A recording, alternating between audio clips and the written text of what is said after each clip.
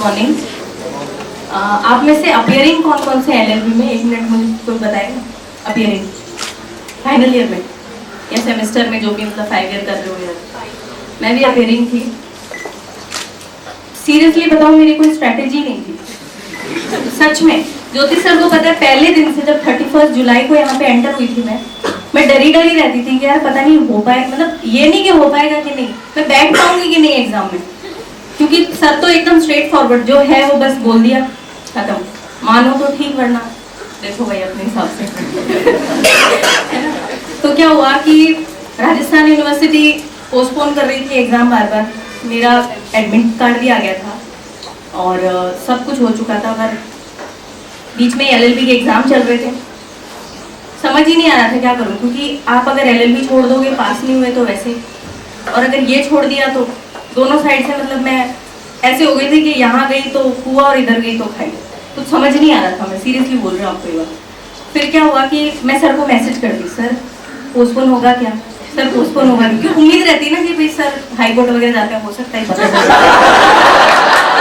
क्योंकि सर ने पिछली बार ही बोला था कि 15 नवंबर को मंगवा देगा तुम्हारे नोटिफिकेशन ला दे। हाँ, फिर हम ऐसे सोचते थे यार 15 हो गया, मतलब सर ने बोला था, आ गया मतलब आज फिर नोटिफिकेशन। तो फिर ऐसे उम्मीद रहती है ना भाई, टीचर्स हैं, एक्सपीरियंस है, इतने सालों से करवा रहे हैं सबको पढ़ाई, तो मतलब लास्ट मोमेंट तक सच्ची में मेरा यही था कि ना पता नहीं यार होगा। फिर मैं यूँ सोचती थी भगवान बस दिखा दे, पास पूस देख लेंगे। बैठे भी, क्लियर भी हुआ। इंटरव्यू में मेरे नहीं थे अच्छे मार्क्स, बता रही हूँ आपको, मैं मेरे इंटरव्यू में नहीं थे अच्छे मार्क्स, क्योंकि वही मैं तो सोची थी यार पता नहीं, मेरे से भी बहुत इंटेलिजेंट लोग हैं, पता नहीं होगा कि नहीं। वही हमेशा डर करके मैंने ये पूरा साल निकाला, बट एट लास्ट अब आपके सामने ही खड़ी हूँ मैं। और बस इतना बोलना चाहूँगी कि जो भी अपियरिंग है ना, वो लास्ट मोमेंट तक ना होप मत छोड़ना। कुछ भरोसा नहीं है, कभी भी रिजल्ट आ सकता है, कभी भी आपको बैठने का मौका मिल सकता है। मुझसे गलती ये हुई कि मैंने सोच लिया था छोड़ो ना यार, पता नहीं होगा कि नहीं होगा, तो बैठ जाएंगे, नहीं होगा तो कोई बात नहीं, ऐसा सोचा था मैंने। और मेरा एलएलबी अभी रिसेंटली हुआ है कंप्लीट। और जैसे हिमानी जी हैं कंपनी सेक्रेटरी, मैं भी कंपनी सेक्रेटरी हूँ। मेरा नेट भी है मैनेजमेंट से, एमबीए भी, मेरा बहुत सारा डाइवर्सिफाइड करियर था। मेरे को लास्ट में ऐसा लगा कि चलो सीएस के साथ एलएलबी जनरली करते हैं तो कर लेते हैं, बस कर लेते में मेरा हुआ था। और एक मैम थी हिमानी चतुर्वेदी और बबीता वर्मा, यहाँ पे वो मेरी सिस्टर की फ्रेंड थी, तो मैं उनको देख के मोटिवेट होती थी, यार इनकी कितनी अच्छी जॉब है, गाड़ी में आते हैं, ऐसे सब होता है ना भाई, सबका अलग अलग मोटिवेट करने का अपने आप को। तो उस हिसाब से हुआ और बस स्ट्रैटेजी आपको बता रही हूँ। हाँ, हिमानी चतुर्वेदी अभी दौसा में है। ऐसे उनको देख के मुझे ऐसे फील होता था यार इनका हो सकता है तो शायद थोड़ा बहुत तो हो गई। और कंपनी सेक्रेटरी के लिए ऐसे कहते हैं कि बहुत इजी कोर्स है ना, ऐसा नहीं है, बिल्कुल भी नहीं है। लगता होगा कि हाँ है, मैम को पता होगा। और ना मैं तो कोई जॉब भी नहीं करती थी, मैं सर यहाँ आती थी और इधर बैठती थी, मैम बैठती इधर, कभी कभी पीछे भी और कभी कभी ऊपर भी जाना पड़ता था कि हाँ चलो, बट मुझे ऐसा रहता नहीं, मुझे वही सीट चाहिए। आदत पड़ जाती है, यहाँ से ज्यादा अच्छे से सुनता है ऐसे। एक बार मैंने डांट भी खाई इस बात के लिए, सर कहते तुम ना ऊपर ही बैठोगी अब।